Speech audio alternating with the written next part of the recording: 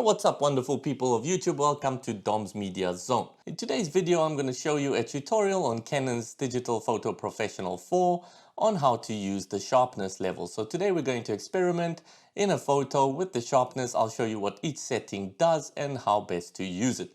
So if this video is for you, stay tuned and enjoy.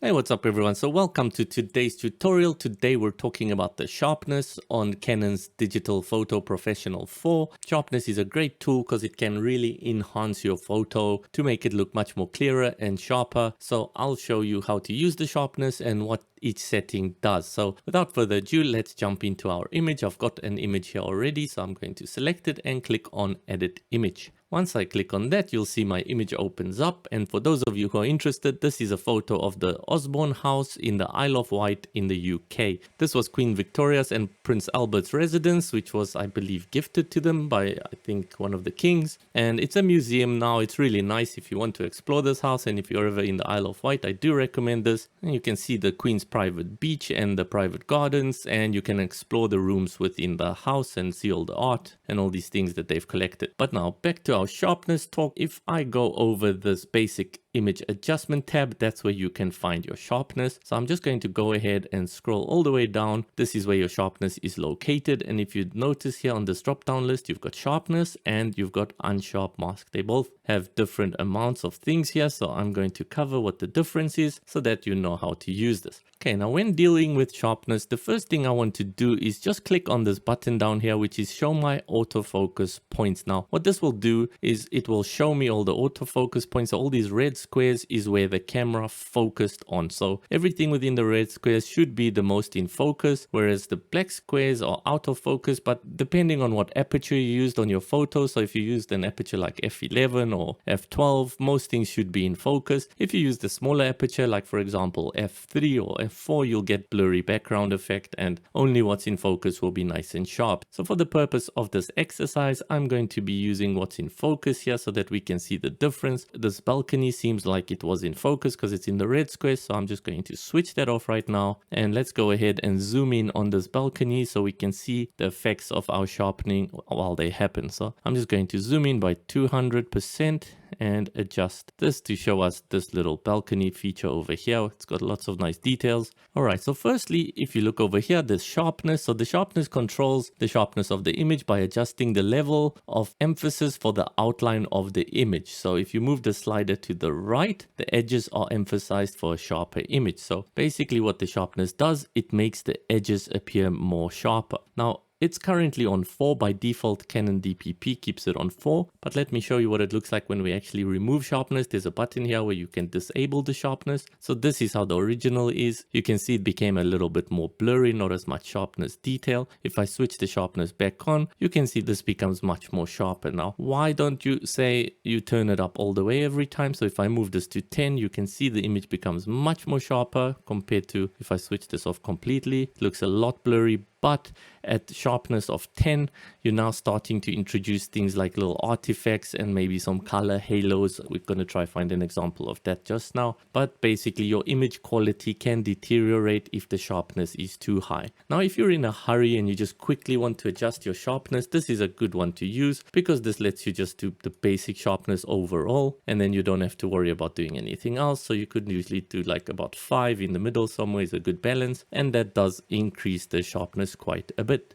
However, if you do want to dig into a little bit more detail and you have some time, I suggest using this Unsharp Mask. So what the difference is, if I go to Unsharp Mask, you can see the sharpness already looks a little bit different. Just to point out to you and to show you something. So if I go back to my sharpness and if I change this to 0, for example, so it's completely not sharp now. But now if I go to my Unsharp Mask, you'll see it already becomes sharper because the default for the Unsharp Mask is 4 and now we changed our sharpness to basically 0. So it does change when I go between the two, meaning you can use one or the other. So you shouldn't use both. So don't think, okay, I'm going to adjust the sharpness to 7 here and then in the Unsharp Mask, I'm going to change this to 0. No, whichever one is selected over here, that's the one that's going to be applied to the photo. And likewise, just to point out, there is a sharpness in the lens correction thing, there's a sharpness here. Yeah. So this one does exactly the same. So as you can see, we moved the strength to 0 on the other tab, and that replicates exactly what we did on the other tab. So it's the exact same thing, except it's located in 2 different tabs. So we're just going to work off this one here.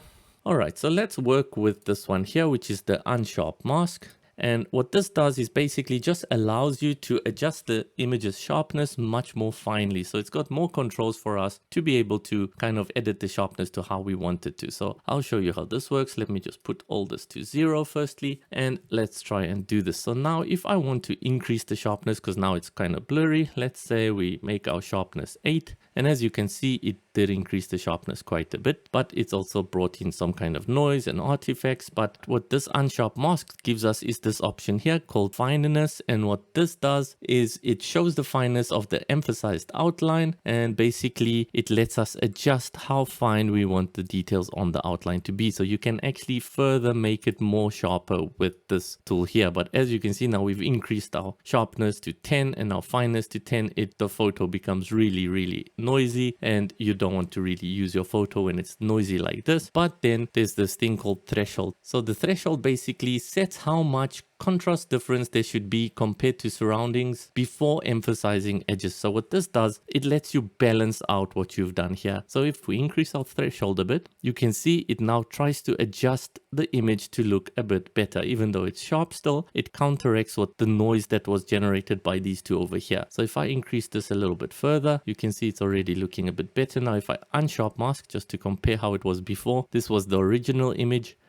and this is now with all our sharpness settings applied. So you could use this to its full potential, and then you'd have to use the threshold to counteract what was done. Now you might not always want to do this depending on the photo. This one actually came out quite good with it full, and then the threshold full to counteract all that other noise that we've generated. But say for example, we didn't use the threshold, and say we kind of narrowed the fineness down and narrowed the sharpness down a bit. You can still see it's still a bit grainy. So it was actually better looking with the threshold up. So it is worth using the threshold because it does counteract the noise levels of this. And this is also good when you get like color halos. Let's see if we can find an example of one in this case. So I'm just going to adjust this to really high so we can see if there is a halo somewhere in this picture. I'm sure there is one. Okay, let's focus on this statue of this baby here, or whatever that is. And so for example, yeah, so let's bring our sharpness down to nothing like we've started off with. If you look around the baby's head here, you can see that this is the original photo. But then the more sharpness we increase, you'll start noticing like a little color layer around the baby that's starting to form. And especially if we increase the finesse level, you can see now the color gets like a black halo with a white outline. So this is what I mean when I say halos. It gives it like an unnatural color, almost like we kind of changed the color around this somehow. So that's when you would use the threshold. That's when this is a really good tool to use. So I'm going to increase the threshold, and as you can see, it's now countering what we've done in the previous ones while still keeping the sharpness. So if I untick that, there was absolutely no halo, but it was blurry. If I tick that, there's still a halo. So let's try increase that all the way. Still a bit of a halo. So because the sharpness strength is all the way, let's bring that down a bit. Yeah, that's looking a little bit better already. And if we bring that down, you have to kind of find like a balance. So now for me, this is perfect. I think that's a good balance. Let's just double check. If we switch off sharpness, increase sharpness, it is a bit sharper. Maybe I would even bring this down a little bit. Yeah, that's acceptable for me. Could increase the finesse a little bit. That brings some noise already. So maybe let's just decrease this a little bit, and let's try increasing the sharpness a bit. And there we go. If I do the before and after, so if I go before and after, I think that's okay. I think that's acceptable. So now, as you can see, if I zoom out, this is what the image looks like. The sharpness is applied to the whole image. So the best way to view that is just to kind of 200% zoom in anyway on the image. Do give it a few seconds. The image sometimes still stays blurry and it takes a few seconds to catch up. Switch off the sharpness to compare how it was before. Switch on the sharpness. Just make sure it looks a lot better to you. And then sometimes, like I said, if your photo was taken with a aperture that's quite low and the background background might be blurry because of the lens that we used and the aperture that was used. You might not be able to completely fix that with these, but you can definitely make some more details pop out by using the sharpness level. So if we go down to this dog here, let's just zoom in on this dog statue again, just make sure everything looks good, and let's try increase the sharpness a bit more. And if we increase this a bit more, see the noise comes back, and let's improve the threshold to full. Yeah, that's still kind of good. So before, completely blurry. As you can see, after our sharpness was applied, much more better. You can see the details in everything, even on this wall here. If you take a look at this wall in the background,